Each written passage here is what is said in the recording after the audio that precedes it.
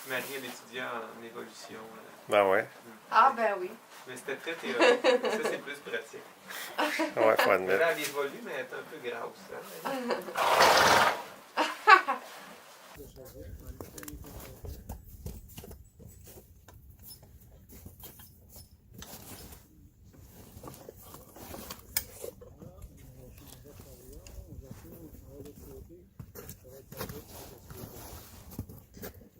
Vous avez mis au 4e, Darwin? Oui.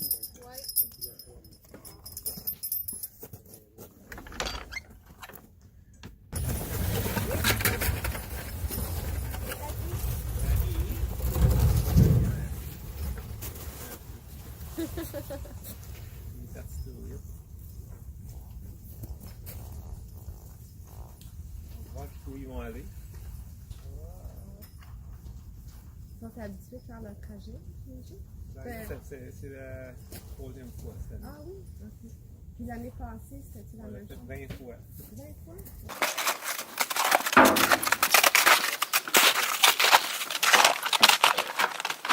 Ah ouais, c'est vrai qu'on pourrait aller ramasser le verre en haut, trinquer, là, mais demain, il n'y a pas d'eau.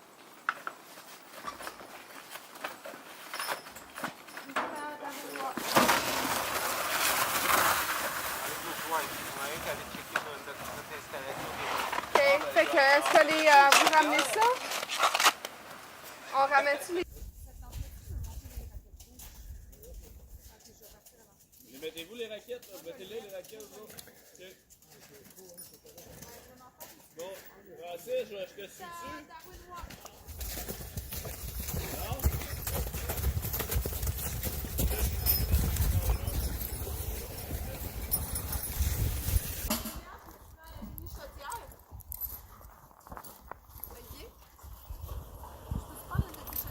Oui.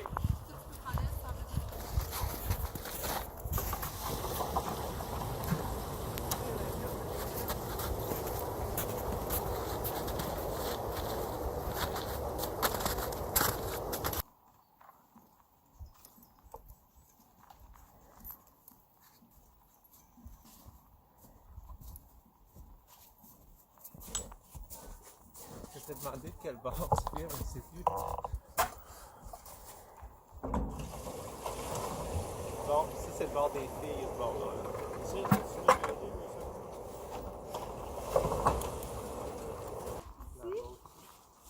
Là-bas, non.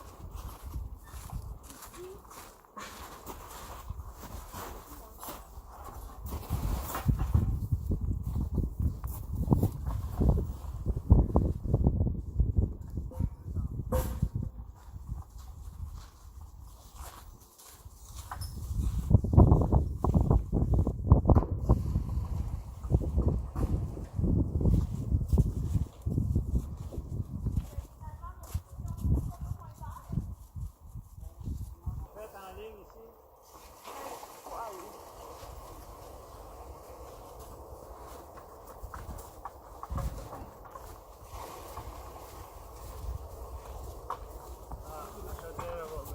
Ah, super.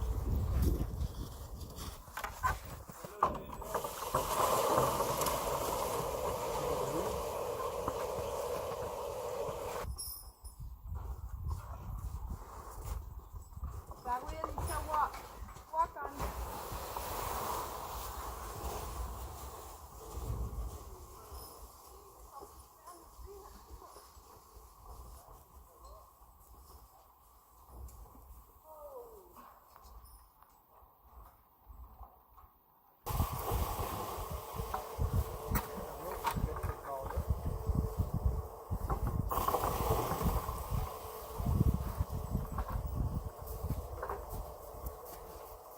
Julien, je vais avancer, tu peux rester là.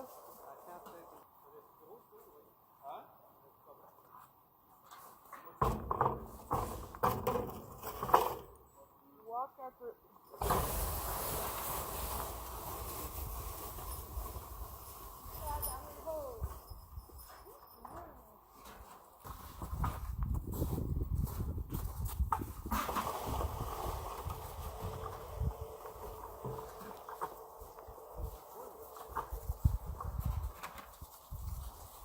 T'es prête, vas-y, là. celle-là n'est pas faite, hein, Michel?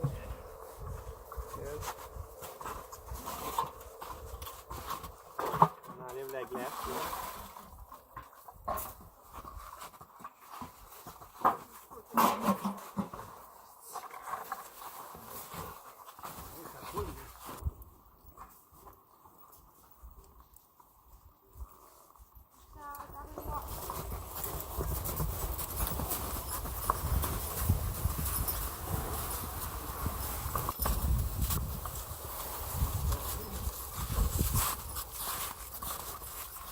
C'est impressionnant pareil, hein?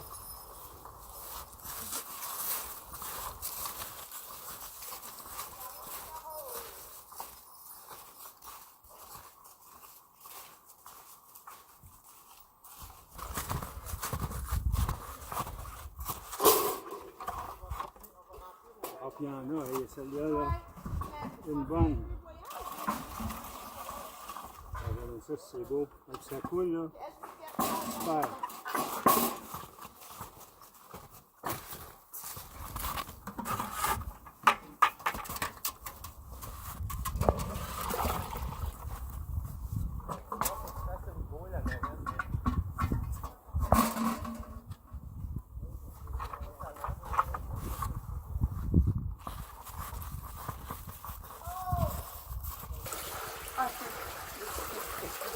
C'est quoi?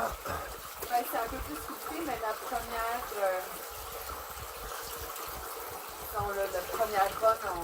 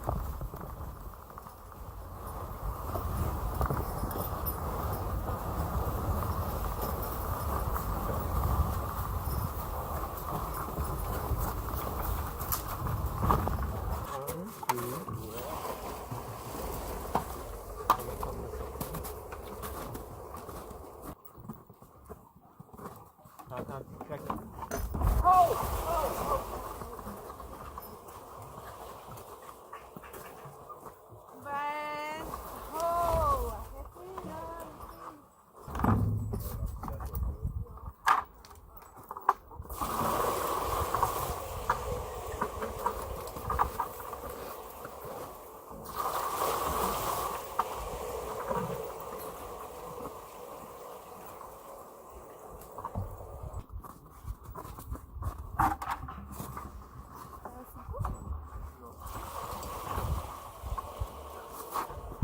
Ce qui reste, là, c'est plein de branches, là. C'est la première coulée qu'on ramasse. Ok, bye. J'ai laissé la chaudière jaune en haut à la first loop. Là, on est dans la ligne, là. C'est ce que tu vois, là. OK.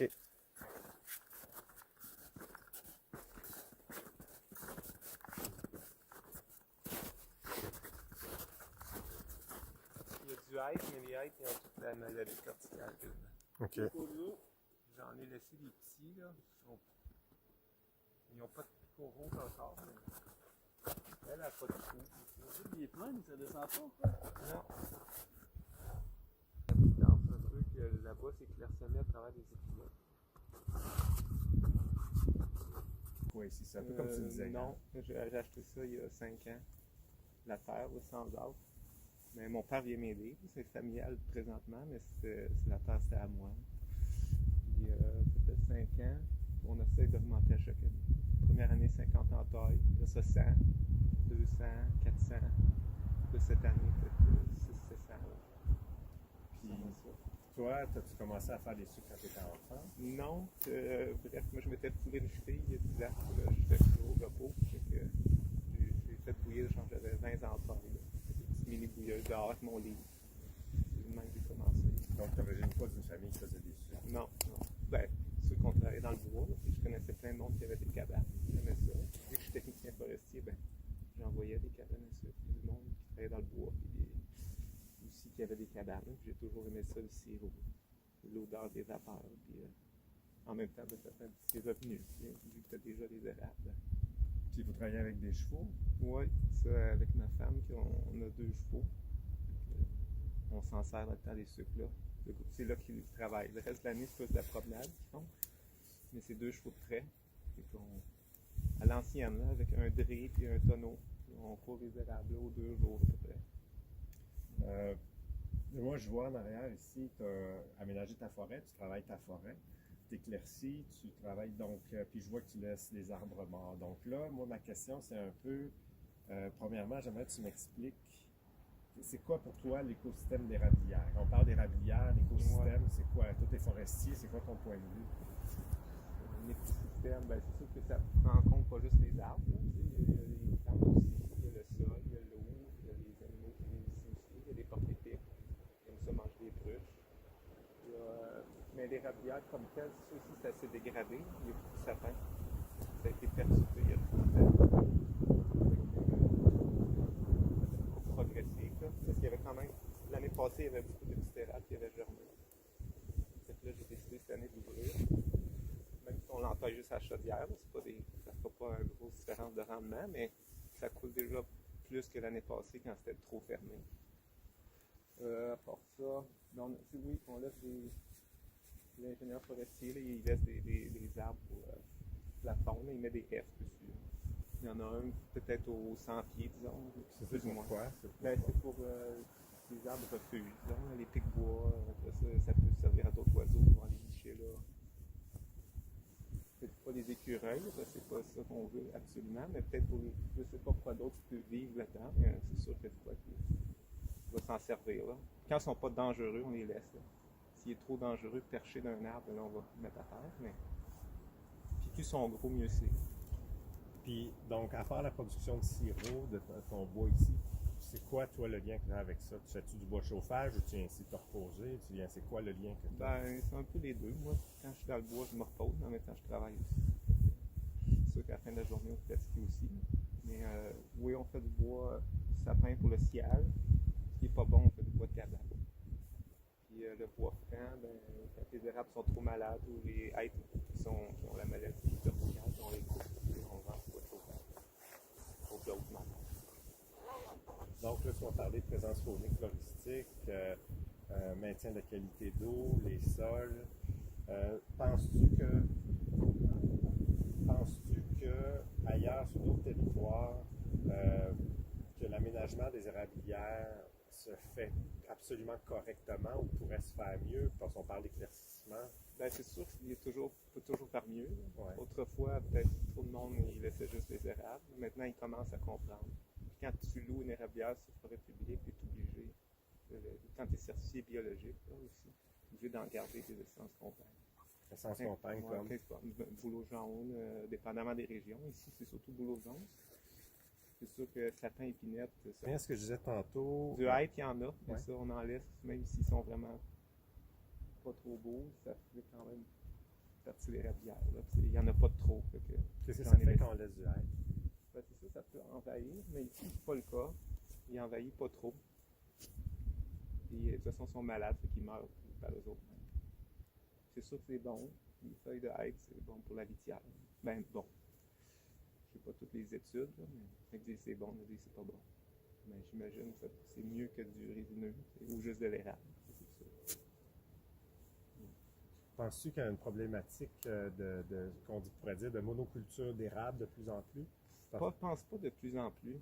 Les gens, ils ont des plans, avec leur club conseil, l'agro-conseil pour le sirop, les clubs acéricoles.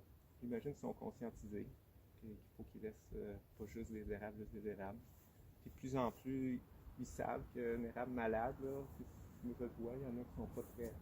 Ils coulent pas, là. Ils vont couler moins, fait que ça leur donne rien, ils veulent du rendement. Fait que les gens, ils veulent vraiment produire plus possible, avec le moins de travail. Donc, entailler des arbres qui ne coulent pas beaucoup. Ils n'ont pas toutes des chainsaws avec un break pour les érables, là. Ils sont capables d'en couper. De plus en plus, je pense. Et aussi avec les tuyaux, pour parler des autres producteurs qui sont aussi à tublure, mais aux 15 ans ou 20 ans, il faut qu'ils changent tous leurs tuyaux Fait que c'est pas rare qu'ils en profitent pour passer et couper pas juste les merisiers et les hêtres, là, ils vont couper des érables malades aussi, puis ils vont faire une coupe pas trop forte. Idéalement l'hiver, là, comme c'est quand le sol est gelé, ça ne blesse pas les racines. Ou avec des petits équipements, là, il y en a qui sortent ça avec leurs 4 roues. Là. Puis c'est ça, ils vont couper des érables quand même. C'est sûr que le débroussaillage aussi, les autres producteurs, quand il y a trop de... Ici, ça vient d'être coupé, fait qu'il n'y a pas de repousse, là. Il n'y a pas de branches dans les jambes pour mettre les tuyaux. Puis tout le 5-16, la tubulure. C'est sûr qu'ils aiment ça trop nettoyer fort, faire du sartage. Là. Mais je pense qu'ils sont conscientisés aussi. S'ils coupent tous les petits érables, il y en aura plus tard. Ils en laissent, puis ils veulent que ça produise. Il y en a qui tendent de la chaux, il y en a qui vont creuser des fossés pour drainer, puis qui aménagent vraiment pour produire là, le plus qu'ils peuvent. Là.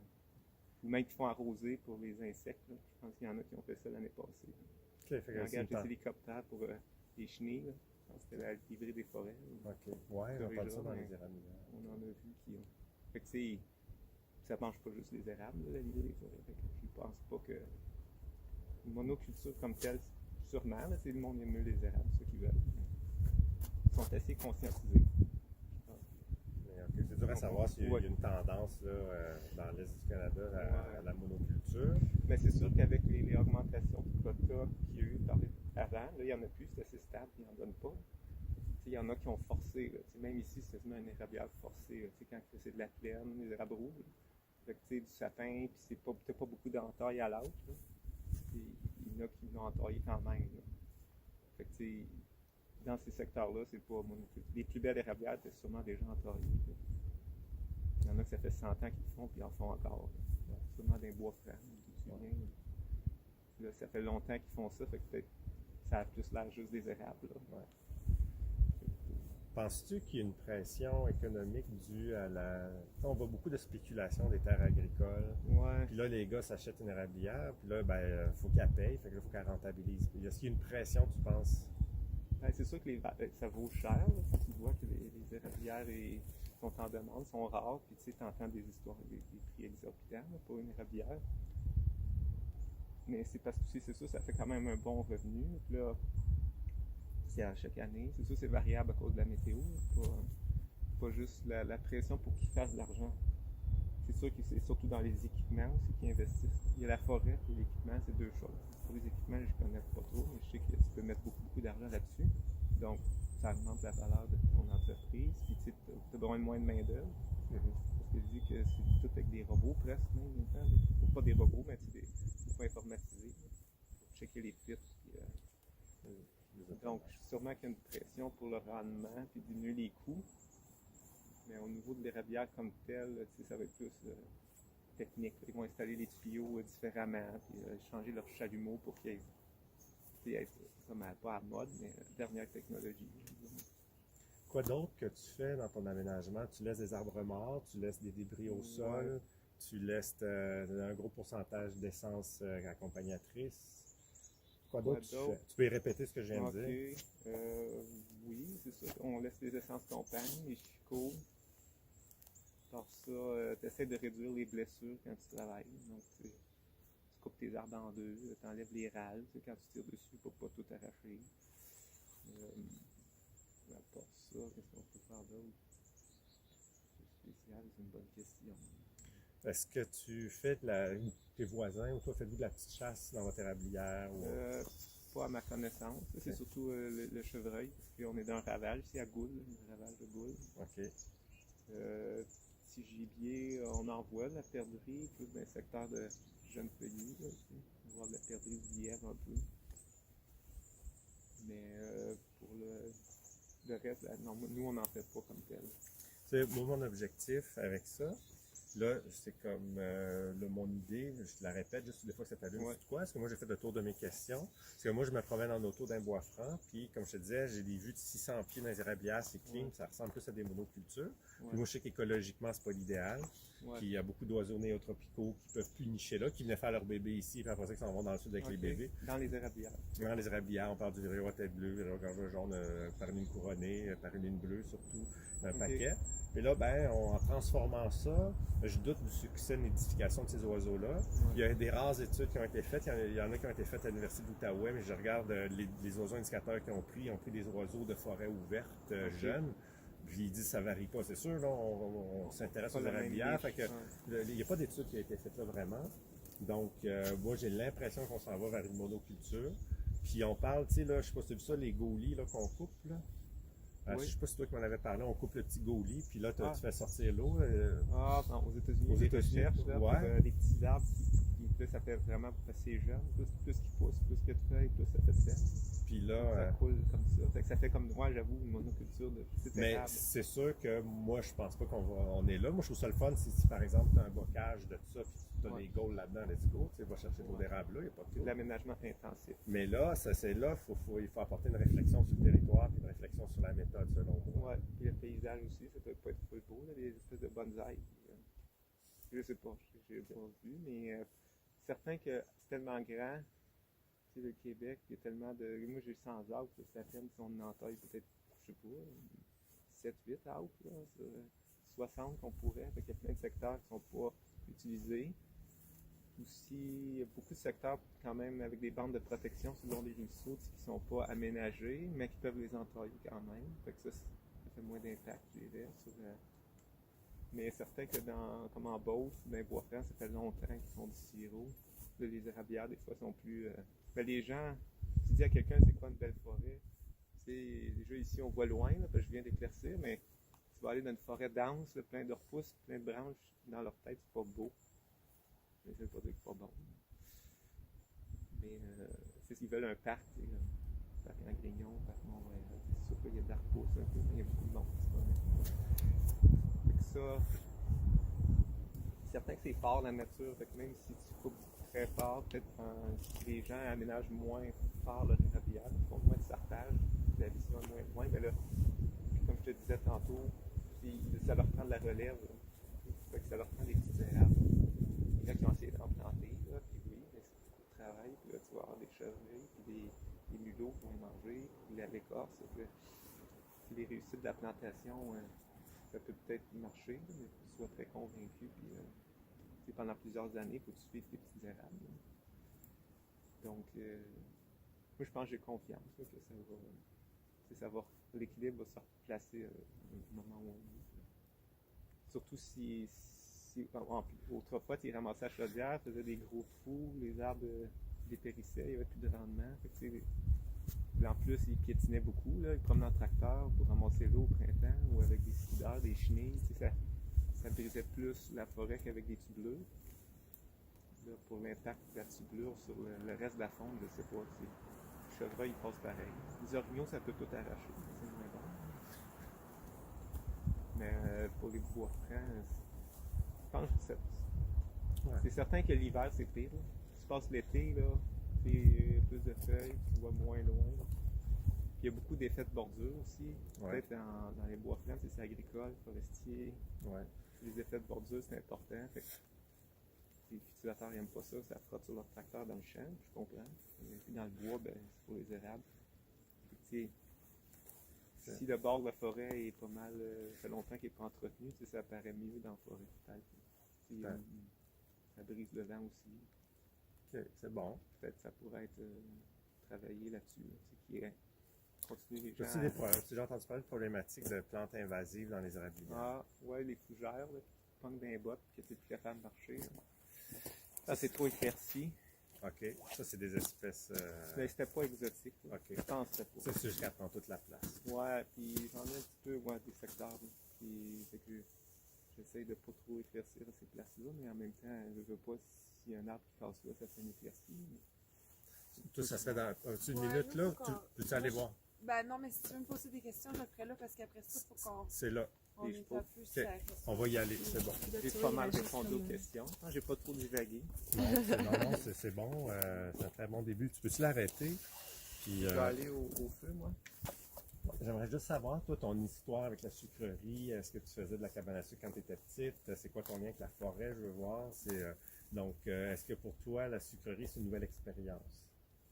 Bonne question. Fait que je disais le faire moi-même, oui, avec mon mari Francis. Mais sinon, moi, j'ai grandi que mes voisins étaient des gens avec des grandes terres puis des érablières. Puis dans les deux cas, j'allais visiter ces deux voisins-là quand même beaucoup. Fait que durant le temps des sucres, c'était monter là-bas, aller les voir. On a tout le temps aussi acheté du sirop de ces gens-là. Fait que ça a comme fait une partie intégrale de notre famille qui allait, par exemple, en ski de fond ou en randonnée dans ces érablières-là. Fait que ça, c'était pas mal ma connaissance la plus proche là, des érablières, c'était par mes voisins. Puis sinon, depuis que je suis ici, j'avais jamais entaillé avant de travailler directement là-dedans. Fait que là, tu sais, on a beaucoup de chaudières, hein, fait que courir les chaudières, c'est quelque chose qui prend du temps. Il y en a beaucoup, c'est à longue haleine, il faut être patient. Ça met en forme. Ça fait combien d'années là, que tu entailles? Là, cette année, avec Francis, moi, c'est la 4e année que je boule, que j'entaille. Puis toi, l'aménagement de votre forêt, donc là, tu vois Francis travailler dessus. Est-ce que toi, tu as une idée de comment vous voulez aménager ça? As-tu une idée pour toi, l'écosystème d'érablière, c'est quoi? Quand tu me parles de l'érablière, c'est quoi? Mais finalement, c'est quand la dominance d'arbres, c'est l'érable. Puis la raison que c'est comme ça, c'est parce que c'est à cause de l'aménagement forestier là qu'on rentre, qu'on ôte en fait beaucoup des autres essences. Surtout comme, tu sais, ôter le conifère, moi, ça me fait un petit peu mal au cœur, mais c'est la vérité de l'affaire, c'est quand les conifères sont là, c'est trop sombre, ça coule pas. Fait qu'il faut éclaircir pour qu'il y ait de la lumière pour que l'érable pousse. Le plus que l'érable pousse, le plus qu'il va y avoir de l'eau qui va couler. Fait que pour moi, l'écosystème d'érablière, ben, tu sais, ici, on vient juste avec quelques semaines couper. Ici, mais par exemple, dans une autre partie de l'érablière qui est plus vieille, que ça fait longtemps qu'elle est comme ça, effectivement, là, c'est une érablière à bouleau jaune, qu'on voit que ça a de l'air très naturel, on voit pas de souche récente, il n'y a pas eu de coupe là, depuis, en tout cas, pas de notre temps qu'on a acheté. Puis pour répondre à ta question, je pense que c'est un peu ça, là, par rapport aux arbres, aux essences d'arbres. Par rapport aux plantes puis la faune, ben, la faune, ça se chevauche un peu avec d'autres essences d'arbres, ou d'autres peuplements, disons. Ouais. Est-ce que pour toi, c'est ça, la présence faunique, faire un effort pour la faune, les autres espèces de plantes herbacées, est-ce que c'est important ou c'est quoi pour toi, cela, c'est important? Ben, moi, je pense que c'est important. Je pense que ce qui est le plus important, c'est le cours d'eau. Comme ici, dans le creux, on a un ruisseau. Puis on voit là, qu'on va laisser beaucoup, là, comme en bas, là, on va pas aller proche du ruisseau. Ça, c'est sûr que non. Ensuite de ça, ben, c'est les animaux, c'est essayer de ne pas trop, de ne pas enlever les animaux. Comme nous, quand on est arrivé ici, il y avait beaucoup de porc-épics, mais ils habitaient comme juste à côté de où on s'est installé. Fait. Il n'y avait pas vraiment le choix de déménager, s'en aller. Autrement, ici, on a une abondance de chevreuils. Il y en a. C'est comme ça. Là. On fait avec. C'est sûr qu'à certains moments, je veux dire qu'ils mangent tout. Là. C'est vraiment plus dur pour la régénération. Fait que c'est un peu difficile d'essayer de voir ça, comment la différence entre une peste et un animal, en fait, qui est bon pour l'écosystème. Moi, je pense que la chose qu'on devrait voir le plus dans nos érablières, en fait, c'est le coyote, c'est le loup, c'est le prédateur. Puis comme ça va se maintenir comme dans une intégrité au travers de la chaîne alimentaire. Une autre affaire, c'est que dans certaines érablières, les grands pics qui sont revenus plus abondants au Québec, bien, des fois, ils ont tendance à piquer les tubes noirs, là, les mêmes, fait qu'ils sont des mal vus pour beaucoup de personnes comme des érablières. Mais nous, les oiseaux, on les invite, on aime ça. Moi, je vois ça comme la manière que les oiseaux, ils vont manger les bestioles, toutes les bibites, qu'eux qui mangeraient les arbres. Fait que c'est important d'avoir un maintien toujours de plus. Penses-tu qu'il y a une problématique au niveau de rendre nos érablières en monoculture pure, s'éloigner un peu de l'écosystème de l'érablière? Est-ce que tu penses qu'il y a une problématique là? Ben moi, je pense que c'est quelque chose qui doit être géré justement plus par les ministères, puis par Mais c'est sûr que tant qu'individu, surtout quand beaucoup d'agriculteurs, en tout cas, surtout dans la région ici, beaucoup de fermetières, là, ça vire plus à comme la production économique la plus grande. Là, dans l'agricole, c'est rendu le sirop, c'est son expansion, ça va bien. Puis il y a beaucoup de gens qui font ça pour se faire un revenu là, comme entreprise. Fait que c'est sûr qu'ils rentrent. Puis le but ultime, c'est d'avoir le plus de sûr possible. Fait que y a un problème? Ben, je pense qu'il y a quand même beaucoup de bois ici, en Estrie. Fait que non, c'est pas un problème encore, mais il faut que ce soit réglementé. Puis si, par exemple, le gouvernement, il laissait toute la forêt être transformée comme ça pourrait que les gens y feraient. Fait que c'est important là, que ce soit... Il faudrait agir maintenant. Pour se préparer, peut-être que ça va devenir des monocultures. Il y a peut-être une tendance vers ça, mais maintenant, c'est pas un problème. Ben, je pense pas que ça va jamais devenir une monoculture. Je pense que c'est des informations aussi bien connues que ton érablière elle va mieux aller si elle a des essences compagnes. Puis crois-tu que laisser quelques essences compagnes, c'est assez pour l'écosystème? Si on laisse tomber la production, je pense que toutes les autres espèces qui utilisent cet écosystème-là, penses-tu que c'est assez? Ben moi, je pense pas, mais c'est parce qu'à côté d'une érablière, tu vas tout le temps avoir une propriétaire. Il n'y a pas d'érablière sur des milliers d'acres encore. Là, ça va être la plus grosse érablière sur, je sais pas, sur centaines d'acres. Donc, tu parles au niveau de la mosaïque, finalement. Si on a une érablière à côté, tu vas avoir une sapinière, tu vas avoir d'autres choses. Puis, c'est ça, par d'autres propriétaires. Ça ne sera pas comme un champ de blé d'Inde, une monoculture elle-même. Okay. Penses-tu que, monsieur qui étudie en bio, penses-tu que la complexité horizontale dans la forêt, là, le fait que c'est dense ou pas dense, est-ce que c'est un critère que les acériculteurs pourraient considérer dans leur culture? C'est-à-dire laisser les feuillus qui ne dérangent pas l'érablière, c'est-à-dire qu'on laisse des gaules pousser d'autres espèces ou d'érables, permettant une complexité des strates. Oui, je comprends. Ben, je pense que, en général, là, n'importe qui a une érablière qui voit un bébé érable, ils vont le protéger au maximum. De là à garder une strate végétale complète. Si c'est de l'érable, oui. Okay. Mais je pense pas que ça serait jamais aussi comme simple, comme tu dis. Déjà, ta strate, elle serait peut-être uniforme. Elle peut être en certaines tâches. Puis elle va être plus grosse où il y a le moins d'érable. Alors, moi, je pense que c'est bienvenu, que c'est possible. Généralement, là, dans beaucoup d'érablières, ils ont cette strate-là, mais c'est pas de l'érable. C'est des genre des petits zones là, ou un autre truc là. Puis après, quand ça devient trop gros, qu'ils peuvent plus circuler pour aller d'érable en érable, entailler, désentailler, ben là, ils rentrent à la dépoussièreuse. Puis là, ils dépoussièrent. Disons qu'ils ont une érablière sur 200 arbres, puis ils vont en faire genre 5 ans, je sais pas, le territoire. OK. Moi, ce que ça me dit, ton discours, c'est que l'impression que j'ai à partir de la route, il y a tout quoi qui se passe, mais c'est pas majeur. C'est ça?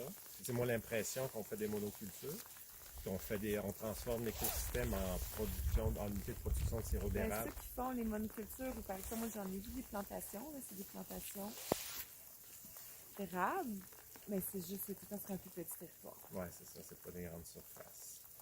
Donc, il y a peut-être une tendance, vu que la demande est là pour le sirop, de cleaner plus nos forêts, que ça soit plus facile, mais c'est pas majeur, surtout pas en Estrie. C'est ça que je vois. Ben, on n'a pas les chiffres, toi et moi, on n'a jamais fait d'analyse. Mais non, c'est pas. Il y a trop de terre, il y a trop de forêt sous la couronne, ou du domtar, c'est des énormes propriétaires de forêt. Puis ça couvre genre un très gros pourcentage du territoire. Fait que c'est ça, je veux dire.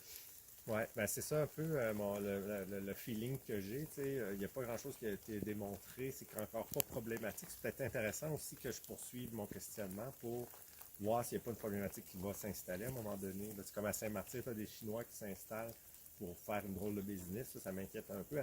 Puis là, ben, lui, il va faire monter le prix des sucreries encore plus. Puis là, plus de pression pour rentabiliser. Donc là, on va penser moins à l'écosystème qu'au bio, peut-être, je sais pas.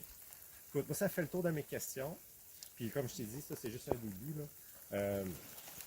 C'est vraiment juste un début. Je m'en vais avec ça. C'est les premiers que j'interviewe.